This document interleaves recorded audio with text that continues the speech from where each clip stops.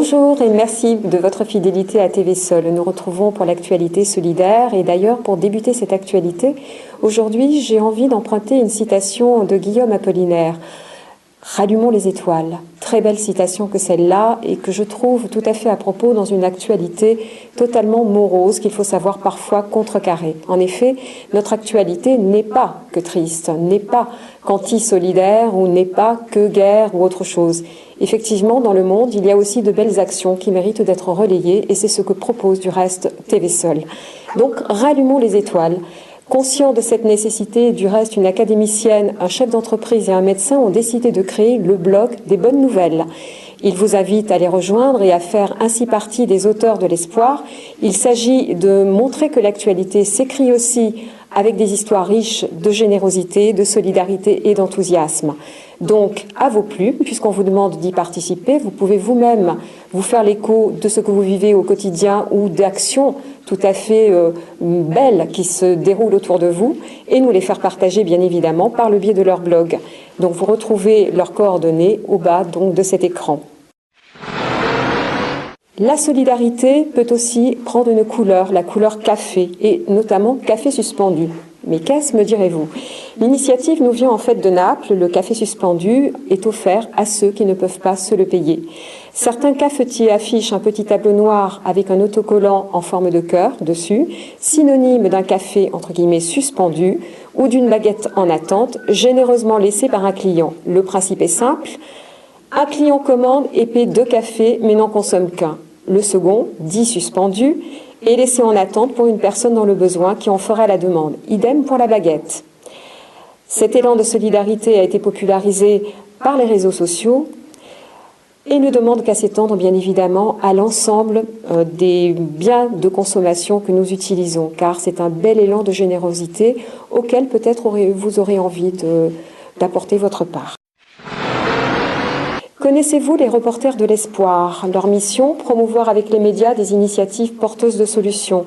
Vous souhaitez contribuer à essaimer une information porteuse de solutions, une information qui, sans nier les problèmes et d'une manière complémentaire à l'actualité, donne envie d'agir pour le plus grand nombre et avec le plus grand nombre, en relayant les initiatives notamment d'associations, d'entreprises, de collectivités, de femmes et d'hommes combatifs, désireux bien évidemment d'inventer et de mettre en place des solutions pour l'environnement, l'économie, la solidarité.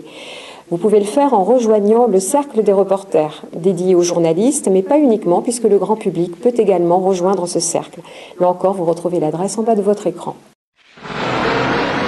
Comme vous le savez, les portables connaissent énormément de polémiques, mais il se trouve qu'aujourd'hui, on leur revendique une forme d'utilité. 6 milliards, c'est le nombre astronomique de téléphones portables que l'on trouve aujourd'hui sur notre planète. Bientôt, le nombre d'abonnements pourrait dépasser celui de la population mondiale. Une bonne nouvelle selon la Banque mondiale qui voit là une formidable opportunité pour les pays en développement. Mais oui.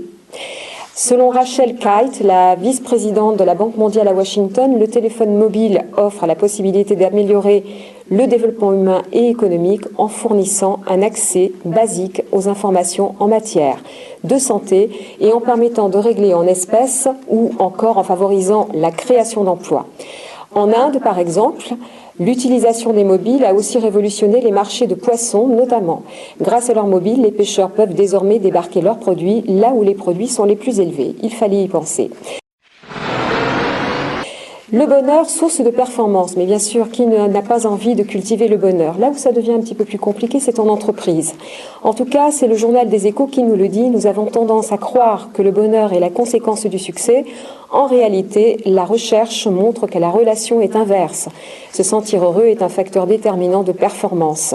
Et si soigner son bien-être et celui de ses équipes était l'une des voies vers laquelle sortir de la crise, voilà quelque chose peut-être à essayer d'essaimer au sein des entreprises.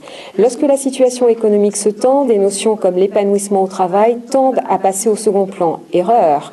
Les chefs d'entreprise devraient savoir, grâce aux scientifiques qui le démontrent, que des salariés heureux sont plus productifs. Quand le bonheur est au rendez-vous en entreprise, elle améliore tout un tas de choses. Elle est excessivement positive et communicative. Elle améliore la capacité de concentration, de structuration et de mémorisation de l'information, la créativité, la rapidité de la pensée et la capacité de résolution des problèmes.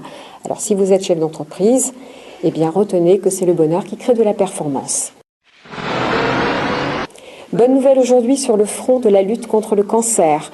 Des chercheurs viennent de découvrir une molécule offrant une alternative efficace au traitement conventionnel. Les équipes du CNRS, du CEA, de l'Institut Curie et de l'INSERM, en collaboration avec des chercheurs australiens et anglais, annoncent avoir découvert une molécule aux propriétés anticancéreuses et antimétastasiques inédites. Voilà une vraie révolution en matière de santé. Une étude préclinique a montré une bonne efficacité et une bonne tolérance à la molécule. Voilà un nouvel espoir, notamment pour les patients atteints de tumeurs résistantes aux chimiothérapies conventionnelles. Pédaler pour faire oublier la différence. Voilà une belle initiative qui n'est pas tout à fait nouvelle. En effet, elle date depuis 1927. Les cyclotouristes de France se donnent régulièrement rendez-vous dans le courant de la première semaine d'août. Mais bien sûr, une semaine concentrée pour se retrouver et pour brasser un petit peu les différences était relativement restreint. Depuis, d'autres initiatives sont nées, notamment à Paris. Depuis l'an passé, en effet, ces cyclotouristes estivaux croisent sur leur chemin quelques tandems tout à fait comme les autres. Sur leur selle, un pilote voyant et un copilote non-voyant. À l'initiative du projet Yacine, le président de la section tandem des auxiliaires des aveugles de la région parisienne qui s'appelle la STA-ARP. Vous retrouvez le sigle sur l'écran. Pour qu'un non-voyant puisse faire du vélo, il n'y a qu'une seule solution, c'est le tandem, nous explique-t-il. Voilà une belle idée à développer aux 4 coins de France, parce que, effectivement, ça n'est pas encore le cas. Chez nous en région, lancement du concours des prix et trophées de l'initiative en économie sociale. La Fondation Crédit Coopératif, qui soutient les actions innovantes et exemplaires mises en œuvre dans les régions, notamment la nôtre, et les acteurs de l'économie sociale, organise chaque année les prix et trophées de l'initiative en économie sociale. Parce que l'économie sociale est au cœur des priorités aujourd'hui. Sachez que pour tout savoir sur le concours et remplir le formulaire de candidature ou obtenir d'autres informations, il vous suffit de vous rendre sur le site qui est indiqué en bas de l'écran. En tout cas, attention, date limite des dépôts du dossier, ça sera le 7 mars 2014 à 10h précise. On termine avec le projet de la CRES Midi-Pyrénées au niveau de l'habitat. En effet, la CRES a élargi la question de l'habiter autrement au niveau du Massif central à la problématique d'accès au logement d'un public mêlant dépendance, interdépendance, tout ceci avec la région Midi-Pyrénées. Telles que les personnes handicapées, donc autistes ou personnes âgées, peuvent trouver dans ces nouveaux habitats une nouvelle façon de vivre et d'exister ensemble. C'est ça qui est important. L'ambition du projet de l'accélérateur d'initiative en ESS est d'aboutir à la constitution d'un réseau d'acteurs dédiés à la création d'un logement mixte.